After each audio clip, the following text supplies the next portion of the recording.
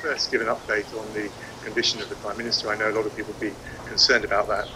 I can tell you he's receiving the very best care from the excellent medical team at St Thomas's Hospital. As a result of stopping the transmission in the community, we stop new cases appearing. And this slide, the numbers go up and down a bit. Unfortunately, sadly, there are deaths from this disease. And those continue to rise. This means for some people fixed penalty notices. It means for some people going to court. And it also means for some people getting a criminal record.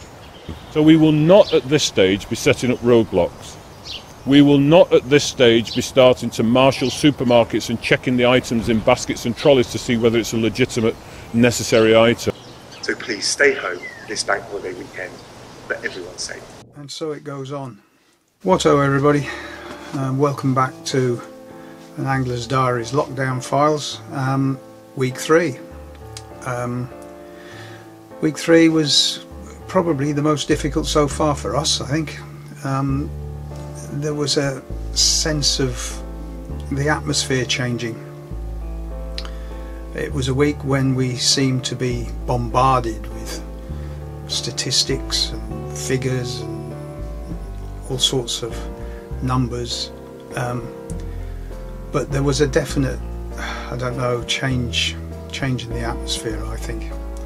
I was surprised by my own personal reaction to the news that the Prime Minister had been taken into intensive care. There was something I didn't expect, a degree of foreboding about the whole thing, and then frankly the cracks began to appear in what we were being told by those in charge.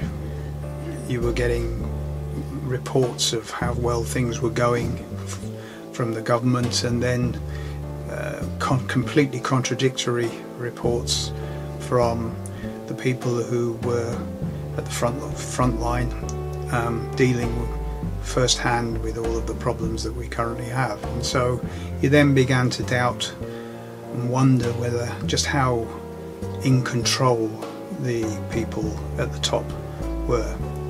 So as I say, it began to produce a different feel, and then of course towards the end of the week the numbers of deaths crept past 10,000 people. It all added to, as I say, a degree of foreboding, and a change in personally, a change in my thinking about where we were going. I said in the last video we'd adopted the plan for the worst, hope for the best philosophy.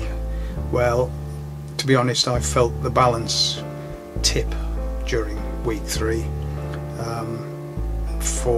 from hoping for the best towards planning for the worst.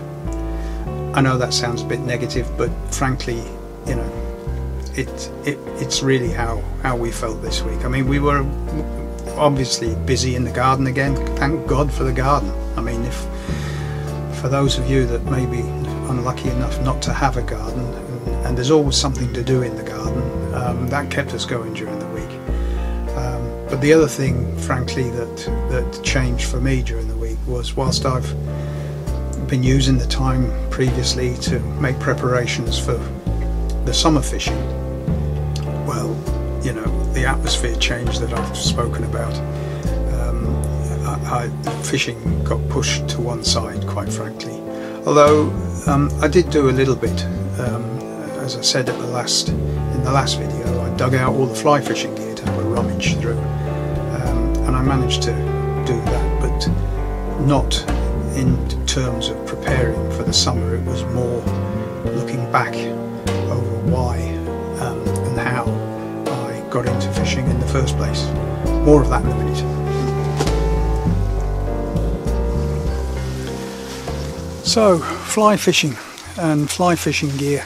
Well, whilst I was sorting through the gear, and perhaps with the summer fishing being slightly further away than we'd hoped, I began to think about what part fly fishing for trout has played in my fishing lifetime. In fact, it was fly fishing that originally got me interested in the fishing in the first place. As a 6 to 7 year old living on the outskirts of London, we used to spend our summer holidays with our grandparents in Selkirk in the borders of Scotland. My grandfather was a great fly fisherman, and the first time I ever saw trout was a pair of them lying on a plate in my grandmother's larder that grandfather had caught the previous day. That was a fascination straight off. But then on a walk with Grandad, standing on the old pedestrian bridge over the River Ettrick in Selkirk, he pointed out the trout rising off the bottom of the river to intercept stuff on the surface. And we watched it. I remember, it's a vivid memory of standing with him watching these trout. And that really is when I was hooked. Of course, fly fishing for trout in the outskirts of London as a 6 or 7 year old isn't an option. However, we were within 100 yards of the Grand Union Canal, and so all of my early fishing was in the canal. As I say, I don't do it so much these days, but over the years, once we moved to the northeast, it was all I ever did. Trout fishing for the stock trout in the local reservoirs was how I spent my fishing days. And with the background I had to fly fishing, I always tended towards traditional fly fishing rather than lures and some of the more modern techniques that are around nowadays. Okay, I own a box of fluff, but as you can tell from the state of it, it rarely sees the light of day. No, I much prefer the traditional approach. And if I have a favourite cast of flies nowadays, I guess it's probably 3 buzzers. It doesn't matter what sort of day you've got, what sort of weather you've got, you can always catch a trout with a buzzer. I even in my earlier days went to a local college night class to learn how to tie flies. That's one of the really nice things about fly fishing. Even on the days when you can't fish, tying flies is a great way of keeping the enthusiasm alive. So I have a lot to thank my grandfather for. And nowadays, as I say, I don't go so often. In fact, probably only a couple of times a year, and it's usually when one of my piking buddies rings me up to tell me that his regular boat partner isn't available, and I end up acting as ballast in the pointy end of the boat. And a day out with Peter is something I enjoy greatly. There's a little bit of gentle competition, but an awful lot of banter. So it's a social event as much as anything.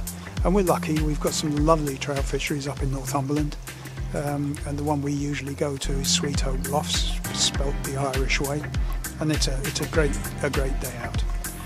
A couple of years ago I experimented with pike fly fishing, which I quite enjoyed and had some success, but the only drawback as far as I was concerned was to get the best out of it, you've got to be in a boat, and the venues which offer fly fishing for pike in our sort of locality are pretty limited, and the ones that are there are usually quite expensive, and so I'm afraid I tried it and then gave it up. So that's my fly fishing experience. An important part over the years, it's been an important part of my fishing. So that was week 3. What of week 4? Well, there's due to be an announcement about what happens next in the medium term. The indications at the moment are it's going to be more of the same, but let's hope we can find something a little bit more positive for this coming week. Until next time, take care, look after each other, and I'll see. Oh, hang on, I've just remembered there was one other minor success for me this week. I'll show you at the end. Till next time, bye for now.